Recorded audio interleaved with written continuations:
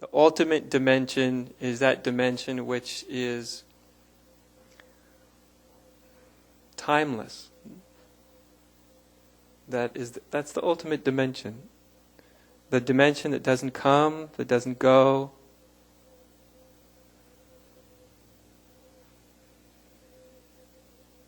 That nothing can add to and nothing can subtract from. Or in Zen we say who you were before you were born. That's the ultimate dimension. There are many dimensions of our existence. There's obviously a physical dimension of physicality, your body, how it works, how it functions, a psychological dimension, where you are in your own personal psychology, and others. But what brings us together in satsang is really fundamentally the ultimate dimension. All other dimensions of our experience, of our being, are connected to, have their ground, have their origin, and their sustenance in the ultimate dimension of being. No matter what dimension we may talk about, the physical, the psychological, the emotional, and more subtle, but all of them have their origin and their grounding in the ultimate dimension, or fundamental reality. And so that's what brings us together when we come together, is the fundamental reality of one's own self, the fundamental reality of this existence that surrounds us and is within us.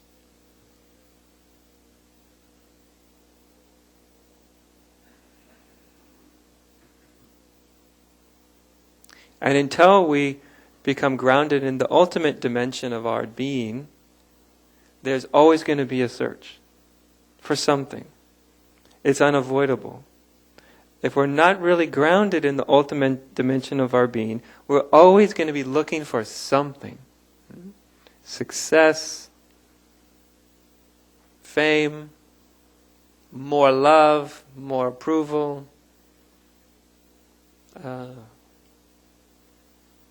more enjoyment, more intoxication, more something, more peace. So it's all these ways in which human beings, we seek happiness, are actually, all the ways we seek happiness are actually ways of seeking the ultimate dimension. Many of the ways we seek happiness and therefore the ultimate dimension is very distorted. But nonetheless, seeking for happiness, seeking for peace is the ultimate dimension within you, seeking for itself, coming back to itself.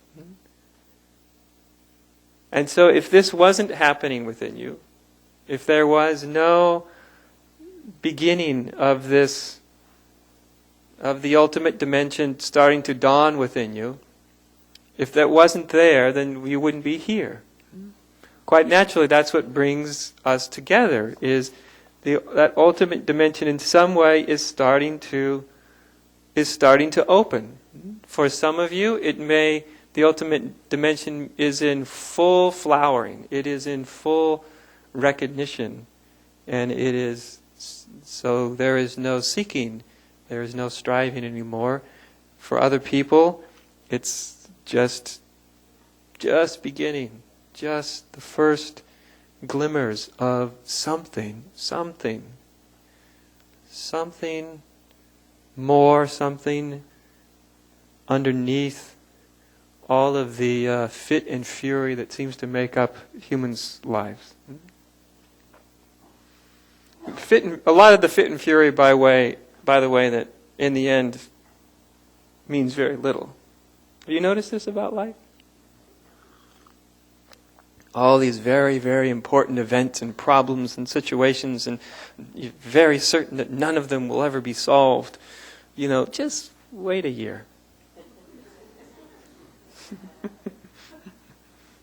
8 out of 10 of them won't be there anymore, but there'll be 8 more that tend to take the place. Maybe not.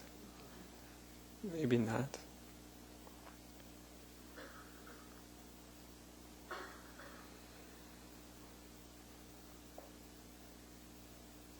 All of the true spiritual disciplines, the true spiritual disciplines, the true spiritual ways of pointing to the ultimate dimension, they're all actually there to help open one's eyes, to open our eyes, to open our experience to this ultimate dimension of experience.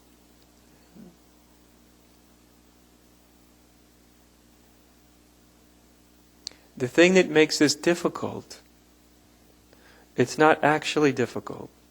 It's not in truth difficult. To wake up spiritually is not in truth a difficult thing. The ultimate dimension itself is really not hidden because it's the whole groundwork of one's entire existence. So it's not that it's difficult, it's not that it's hidden, it's that in most human beings there is so much noise that's trying to solve itself. Do you know what I mean by noise trying to solve? If you've had noise within yourself trying to solve itself? Mm-hmm.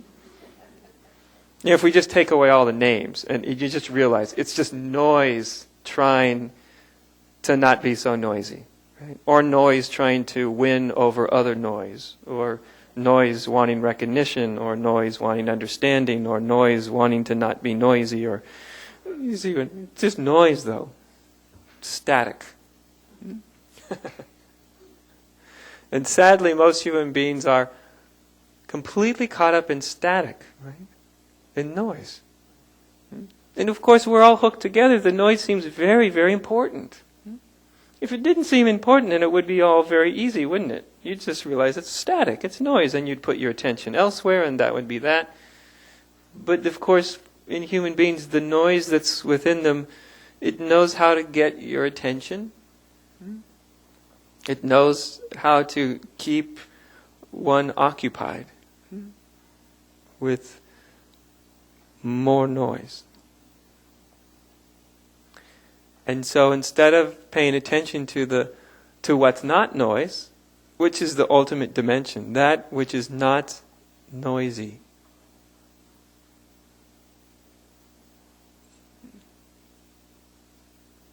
but the noise really isn't interested in what's not noisy. It just wants better noise. Preferable noise. But the ultimate dimension is that which is not noisy, that which is not noise. And so what makes this difficult is the noise inside of oneself is in its own way saying, solve me. Solve me. Has anybody experienced noise within them saying, solve me? Figure me out, make me happy, make me help me to get my act together, right? Which just means help me to make my noise more harmonious. Pay attention to me, the noise says.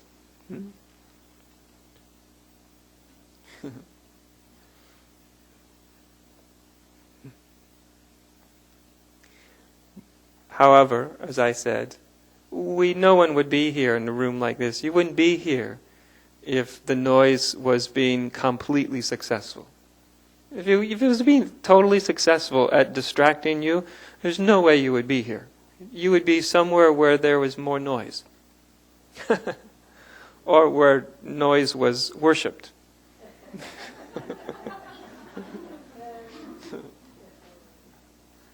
Not that there's not a lot of noise here.